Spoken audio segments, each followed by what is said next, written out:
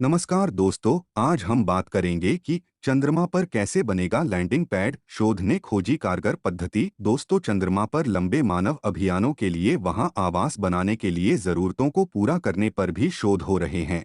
इनमें वहां पर एक लैंडिंग पैड की बड़ी जरूरत होगी। अमेरिकी शोधकर्ताओं ने चंद्रमा पर लैंडिंग पैड बनाने की पद्धतियों का लागत और ऊर्जा दोनों के लिहाज से विश्लेषण किया है और पाया कि माइक्रोवेव सिंटरिंग ही सबसे कारगर तकनीक हो सकती है। इसके अलावा शोधकर्ताओं ने इसकी लागत का भी अनुमान लगाया। इस दशक में चंद्रमा पर लंबे मानव अभियान जाते हुए देखे जाएंगे। नासा के अलावा यह काम यूरोपीय स्पेस एजेंसी, चीन और रूसी स्पेस रॉसकोस्मोस भी चंद्रमा पर मानव अभियान भेजने की योजना पर काम कर रहे हैं।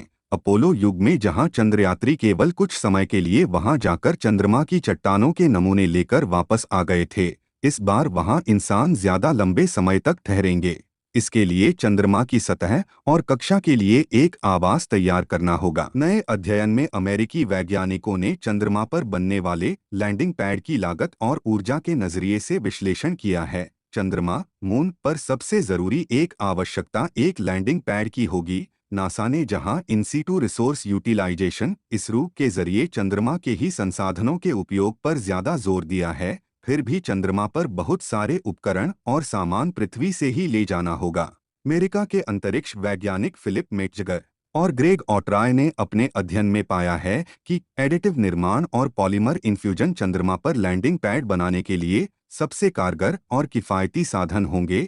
कई पद्धतियों के विश्लेषण के बाद मेटजगर और ऑट्राय ने पाया कि हर पद्धति में तीन बड़े कारक हैं। एक, पृथ्वी से भारी मात्रा में सामान चंद्रमा पहुंचाने की जरूरत, चंद्रमा की सतह पर भारी मात्रा में ऊर्जा की जरूरत और अंतिम निर्माण को पूरा करने में लगने वाला समय। इसमें परिवहन और निर्माण प्रक्रिया में देरी भी इसकी लागत को प्रभावित करेंगे। शोधकर्ताओं ने अपने विश्लेषण में पाया है कि निर्माण प्रक्रिया की जटिल बहुत बड़ा कारक नहीं होने वाली है, बल्कि ये लाभकारी भी हो सकता है। उन्होंने पाया कि लैंडिंग पैड की मोटाई, उसके अंदर का ऊष्मीय वातावरण भी निर्माण समय के निर्धारण में कारक होंगे। इन सब के लिए शोधकर्ताओं ने एडिटिव मैन्युफैक्चरिंग, 3D प्रिंटिंग जैसी नवाचार पद्धतियों पर विचार किया। इसके साथ उन्होंने नासा के इसरो को भी अपने विश्लेषण में शामिल किया। चंद्रमा की सतह में इस पद्धति में चंद्रमा की धूल को माइक्रोवेव के साथ एक पिघला हुआ सिरेमिक सिंटरिंग बनाया जाएगा और उसे प्रिंट कर चंद्रमा के वातावरण में ठोस रूप दिया जाएगा, या फिर एक जोड़ने वाले एजेंट को मिट्टी में मिलाकर चंद्रमा की कंक्रीट बनाई जाएगी।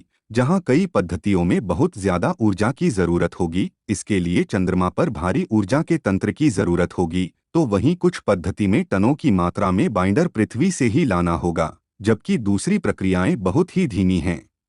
शोधकर्ताओं ने अपने विश्लेषण में सभी की वास्तविक लागत का आकलन किया और पाया कि माइक्रो सिंटरिंग तकनीक कम भार और तेज गति के लिहाज से अन्य पद्धतियों की तुलना में सबसे अच्छी है। शोधकर्ताओं ने बताया कि लागत के हिसाब से पॉलीमर इन्फ्यूजन सबसे ज्यादा कारगर हो सकती है। वहीं शोधकर्ताओं के अनुमान के अनुसार आर्टेमिस बेस कैंप के लिए करीब 22.9 करोड़ डॉलर का खर्चा आ सकता है। वहीं लैंडिंग पैड बनाने में करीब 30 करोड़ डॉलर का लागत आ सकती है, जिसे निर्माण रोबोट के निर्माण का खर्चा भी शामिल है, जो वहां निर्माण कार्य पूरा करेंगे। शोधकर्ताओं का कहना है कि चंद्रमा पर लैंडिंग पैड बनाया जा सकता है।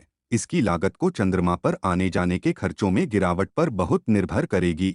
नासा के अलावा यूरोपीय स्पेस एजेंसी चंद्रमा पर इंटरनेशनल मून विलेज के नाम से स्थायी बेस बनाने की योजना पर काम कर रही है। रूस और चीन भी चंद्रमा पर इंटरनेशनल लूनार रिसर्च स्टेशन के सहयोग करने पर सहमत हुए हैं। तो दोस्तों, यह वीडियो यही समाप्त होती है। अब हम आपसे विदा लेते हैं। मिलते हैं किसी और वीडियो में किसी नए जानकारी के साथ। अगर आपको यह जानकारी अच्छी लगी है तो वीडियो को लाइक, कमेंट और शेयर करें, और साथ ही साथ हमारे YouTube channel the mystical place को सब्सक्राइब करें। धन्यवाद।